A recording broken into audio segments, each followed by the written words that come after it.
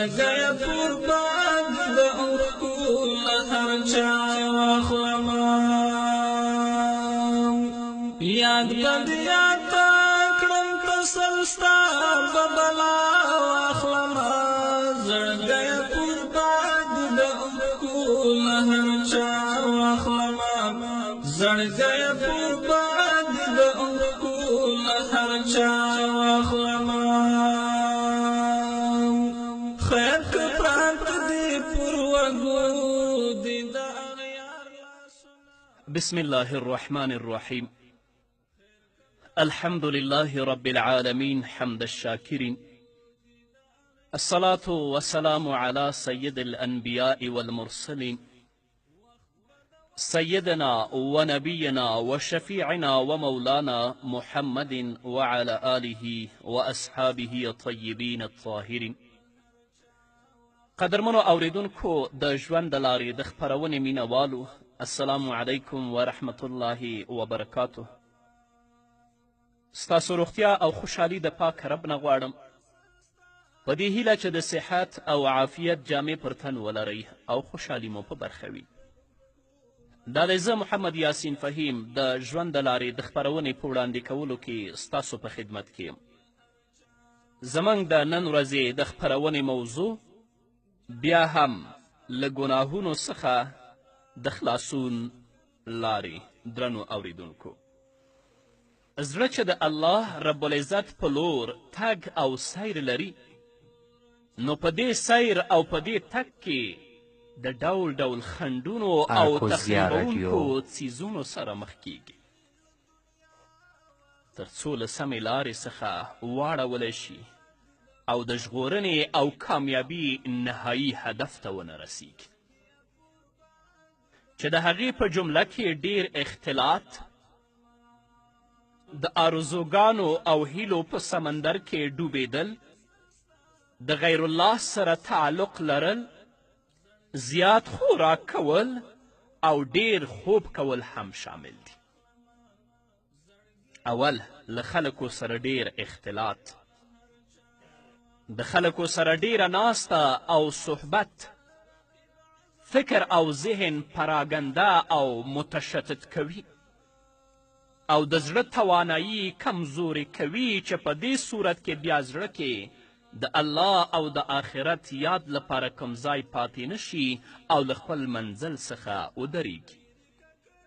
هر هغه اختلاط او ګډون چې یوازې د دنیاوي ګټو په خاطر وي او د آخرت کومه خبره او ګټه پکې مطرح نه وي د خلکو ترمنځ دوستی پر دښمني سره بدلوي چې بیا به دغسې خلک په آخرت کې خپله پښیمانتیا ښکاره کوي خو د دوی پښیمانتیا به دوی ته کومه ګټه نه رسوي لکه چې الله رب العزت په خپل کلام کې په سورة فرقان کې 20 آیت نه تر 29 آیته پورې فرمایي وَيَوْمَ يَعَضُّ الظَّالِمُ عَلَى يَدَيْهِ يقول يا ليتني اتخذت مع الرسول سبيلا يا ويلتى ليتني لم اتخذ فلانا خليلا لقد اضلني عن الذكر بعد اذ جاءني. الله فرمای او یاد کړه هغه وخت چې ظالم به په خپلو دواړو لاسونو خوله لګوي له ډیره غمه او افسوسه او وایي به ای کاش کې له پیغمبر سره مې د نجات لار نیولې وای، ای زما تباهي او عذابه کاش کې فلانکی مې په دوستي سره نه وای نیولی، بېشکه چې هغه زه له پند او نصیحت څخه بېلارې کړم وروسته له هغه چې ما ته راغی. همداراز الله رب العزت په خپل کلام کې فرمایي دوستان به په دغه ورځ یعنی هغه کسان چې دوستی په کفر او په ګناه کې وه د قیامت په ورځ به یو تر بله دښمنان وي مګر پرهیزګاران خلک به داسې نه وي. بعضهم لبعض عدو الا المتقین. د یو مسلمان اختلاط او ګډون باید له نورو مسلمانانو سره عبث او بې ځایه نه وي بلکې د مصلحت او تعاون پر بنا وي لکه د جمع په لمانځه کې د جمعې ورځې لمونځ د اخترونو لمنځونه، په حج کې اختلاط، همداراز د علم او زده کړې په خاطر د خلکو د نصیحت او خیرخواهي لپاره او په مباحو کارونو کې اختلاط کول. که چیرې د شر په کارونو کې له خلکو سره ګډون کولو ته اړتیا پیښه شي، په هغه صورت کې چې مسلمان ورڅخه بله چاره ونه لري، نو بیا دې له هغو خلکو سره د شر په کار کې له موافقت ښودلو څخه ځان وژغوري. که څه هم دی له هر څومره تکلیف سره مخ کیږي صبر پرې کوي. په دغسې حالاتو کې له ستونزو سره مخ کیدل طبیعي خبره ده او په حقیقت کې دغسې ربړونه او ستونزې ګالل د مسلمان لپاره عزت او په خلکو کې د درناوي او محبت سبب ګرځي، نه د بې عزتي او بې احترامي. داسې خلک د الله تعالی او د مؤمنانو د ستاینې وړ دي، ان تر دې چې الله رب العزت به د همدغه شریرو خلکو د ستاینو مورد هم وګرځوي. او که چیرې دی د خلکو سره سازش وکړي له حق څخه تیر شي، نو په دغه صورت کې به الله ورڅخه ناخوښه شي او هغه خلک به ورڅخه هم ناخوښه کړي. ډیری مسلمانان حتی په نامه ملایان موږ ولیدل چې کفارو سره او د اسلام دشمنانو سره هغوی سازش وکړه او د حق نه تیر شول. د دوی په دې کړنه باندې الله رب العزت هم ترې ناراضه شو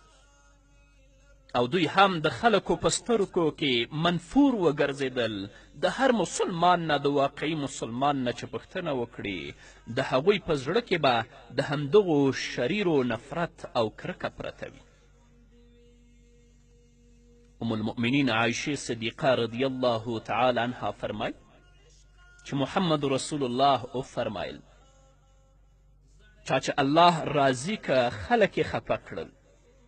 هم به ترې الله راضي وي هم خلک، او چا چې الله رب العزت خفه که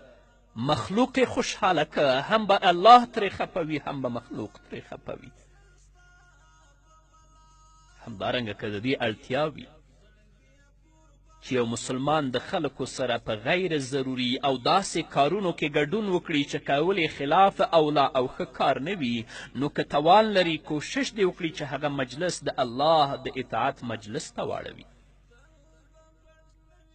په داسې طریقه چې زړه مضبوط کړي، جرأت پیدا کړي او د شیطان د وسوسو له اغیزې لاندې رانشي. او که داسې نشي کولی، نو د هغوی له مجلس څخه د خپل زړه داسې اوباسي لکه اوړو څخه چې ویښته ویستل کیږي، په داسې شکل چې د هغوی سره په بدن باندې موجود وي خو په روح او زړه باندې ورڅخه غایب وي. هغوی ته ګوري خو ویني یې نه، د هغوی خبرې اوري خو ورباندې پوهیږي نه، گویا چې روح یې له دوی سره نه وي، بلکې د ذکر او د تسبیح ویلو او فکر کولو په واسطه هغه د ملائکو سره وي. خو په تاسف سره باید ووایم موږ وینو چې په سپینو ګیرو، په سپینو کالیو او په غټو غټو لنګوټو باندې دوی د همدغو شریرو او کفارو په مجلسونو کې ګډون کوي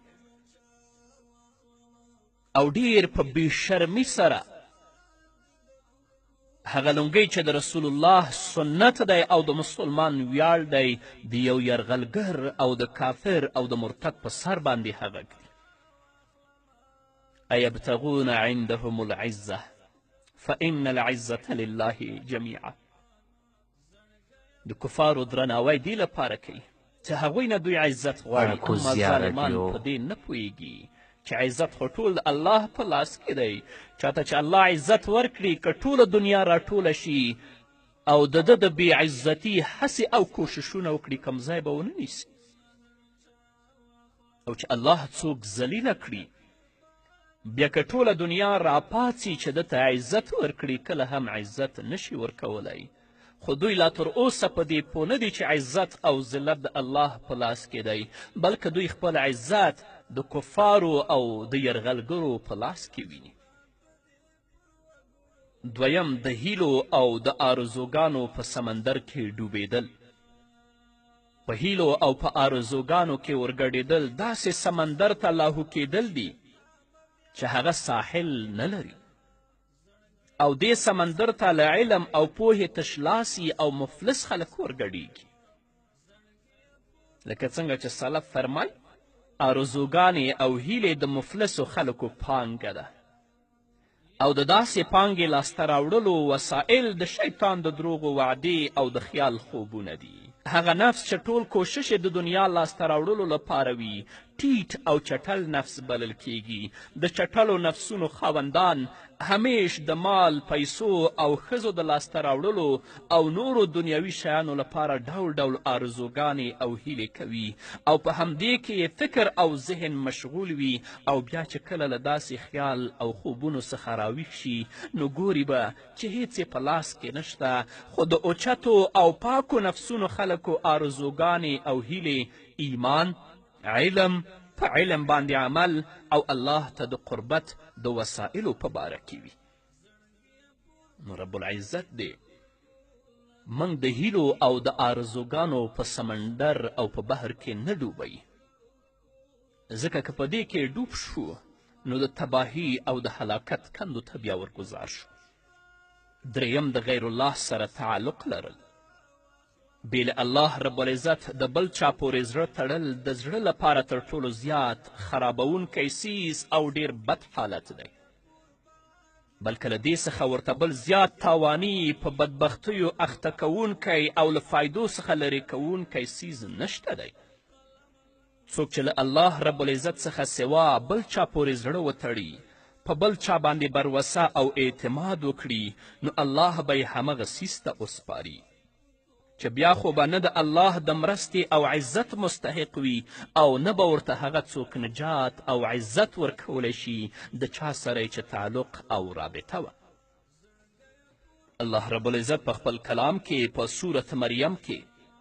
په 81 او 82 آیتونو کې فرمایي واتخذوا من دون الله آلهة ليكونوا لهم عزا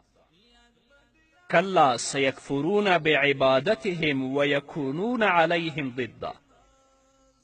الله فرمایي او دوی نیولی دي سوا د الله رب العزت نه معبودان تر څو دوی ته عزت ورکوونکي او د دوی ملاتړي وي هیڅکله داسې نه ده خامخا به هغوی د دغه عبادت کوونکو خلکو له عبادت څخه بې زهره وي او د دوی په ضد او دښمنان به وي نن خو ته د غیر الله عبادت کوي غیر الله پورې د زړه تړلی دی د غیر الله نه مرسته غواړي خو د حشر په ورځ د الله رب العزت په حضور کې به دغه غیر الله ستا نه بېزاره وي هغه به ستا ضد وي او ستا دشمن وي نو له الله رب العزت څخه سوا د بل چا پورې زړه تړونکي او بل چا ته امید لرونکي خلک به په دنیا او آخرت کې پرته له بدبختۍ او ناکامۍ څخه بل څه نه ګوري داسې خلک د هغه چا په څیر دي چې د ګرمي او یخني له تکلیفونو څخه د غڼې کور ته چې هغه ډیر کمزوری دی پناه وړي نو الله دې زمونږ تعلق خپل ذات سره جوړ کړي که زمونږ خوشحالیانې دي هغه هم باید د الله د وینا مطابق ترسره شي که موږ باندې کم امتحان او مصیبت راځي باید په هغه کې انا لله و انا الیه راجعون ووایو د الله د حکم او د الله د امر نه سرغړونه سرکشي او تیری ونه کړو ځکه قاضي الحاجات الله دی د خپل د حاجتونو حل د الله نه غواړئ مشکل کشا الله دی د خپل د مشکلاتو حل د الله نه غواړئ شافی الامراض الله دی د خپلو مریضانو شفا د الله نه غواړئ غیر الله نه ستاسو حاجت پوره کولی شي نه ستاسو مشکل حل کولی شي او نه ستاسو مریضانو او دردونو ته شفا درکولی شي نو دا به تا ته څه ګټه در ورسوي چې د قبر نه تاویږې راتاویږې یا د بعضې جاهلو پیرانو پښو ته سجدې کوې نه رابطه د الله سره ټینګه که په همدې هیله قدرمنو اوریدونکو نور به واورو خو د یوې دمې نه وروسته چې د ککرو هر په غاړه خال د وینو لري چې د ککرو یاد بدیاتا کړم تسل ستا ببلا واخلما زړګی قربان د اوښکو له هر چا واخلما زړګی قربان د اوښکو له هر چا واخلما یاد بدیاتا کړم تسل ستا ببلا واخلما زړګی هر چا واخلما زړګی قربان د اوښکو هر چا واخلما خیر که پرات دی پر وږو دی د اغیار لاسونه. قدرمنو اوریدونکو بیا هم زموږ سلامونه ومنئ. څلورم زیات خوراک کول. باید چې بنده په خوراک کې تجاوز ونه کړي او نه خپله ګیډه له حد څخه زیاته ډکه کړي،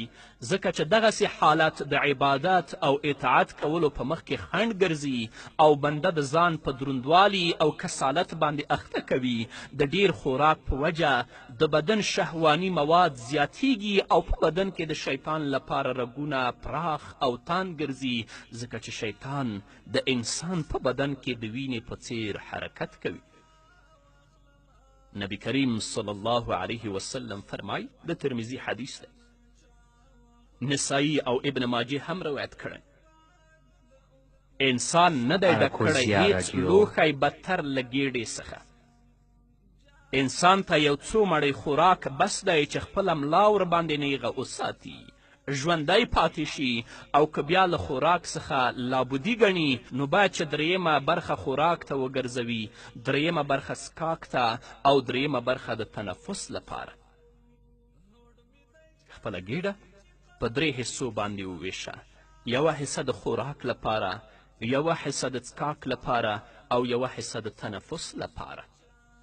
خو موږ چې ورته کینو بیا نو نه د تنفس لپاره ځای او نه د څکاک لپاره ځای وي. پنځم ډیر خوب کول. ډیر خوب کول زړه مړ کوي، بدن درنوي، وخت ضایع کوي، انسان پر تنبلي او غفلت باندې اخته کوي. همداراز ډیر خوب کول د کراهیت حد ته رسیږي. د بنده لپاره ګټور خوب هغه دی چې د زیاتې اړتیا په اساس وي. د شپې د لومړنۍ برخې خوب له آخرنۍ برخې څخه بهتر دی. خو موږ شپې ناست یو، خپله شپه په لهو و لعب باندې په بښنې سره د فلمونو او د سریالونو په کتلو باندې تیره کړو. 1 بجه او 2 بجې چې کله ویده کیږو بیا زموږ نه د سهار مونځ هم پاتې، د الله یاد او د الله ذکر هم پاتې. په داسې خوب سره د زړه مړ کیږي چې زړه دې مړ شه نو تا ته بیا څه پاتې شول؟ نه کوشش کوئ بغیر له ضرورته شپې وختي بیده کیږئ او د شپې په آخري حصه کې پاڅیږئ او دس وکړئ، د تهجد مونځ ادا کړئ، خپل رب ته د تضرع او د عاجزي لاسونه پورته کړئ، د خپل رب نه د خپلو ګناهونو بخښنه وغواړئ تر څو الله درنه راضي شي. همدارنګه اکثره ورونه او خویندې د سهار له مانځه نه وروسته بیده کیږي. د سهار له مانځه څخه وروسته تر لمر ختلو پورې خوب کول مکروه دي، ځکه چې دا د ګټې لاسته راوړلو مهال دی او د سالکینو لپاره دغه وخت د سیر کولو یعنی د تګ کولو لپاره لوی امتیاز لري. ان تر دې که چیرې هغوی د شپې په اوږدو کې هم سیر کړی وي نو د لمر ختلو پورې ځانونو ته له سیر او د تګ څخه د وروسته کیدلو اجازت نه ورکوي. دا ځکه چې دغه مهال د ورځې پیل دی، دغه وخت روزي او برکتونه راځي او د خلکو ترمنځ تقسیمات کیږي، او دا چې دغه مهال د ورځې کنجي او کلي ده نو پر نورې ټولې ورځې باندې اثر غورځیږي. پس په دغه وخت کې خوب کول نه دي پکار، او که څوک پکې خوب کوي نو باید چې هغه د زیاتې اړتیا په اساس وي. همدارنګه قدرمنو اوریدونکو، له زړه نه پرته د بدن هغه غړي چې په ګناه کولو او نه کولو یې اغیز زیات دی، هغه ژبه ده، غوږونه دي، سترګې دي، ګیډه ده او شرمګاه ده. انشاءالله چې په راتلونکو خپرونو کې به د دې غړو د ساتنې لارې چارې تاسو ته په لنډه توګه وړاندې شي. اول د ژبې ساتنه. ژبه په غړو کې زیات سرکشي کوونکی، نه تابع کیدونکی، زیات تجاوز او فساد کوونکی غړی دی. سفیان بن عبدالله رضی الله تعالی عنه وایي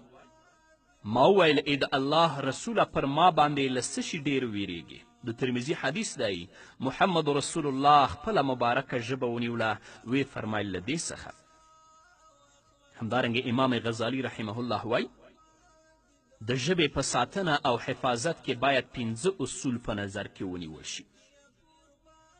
اول د ژبې سموالی.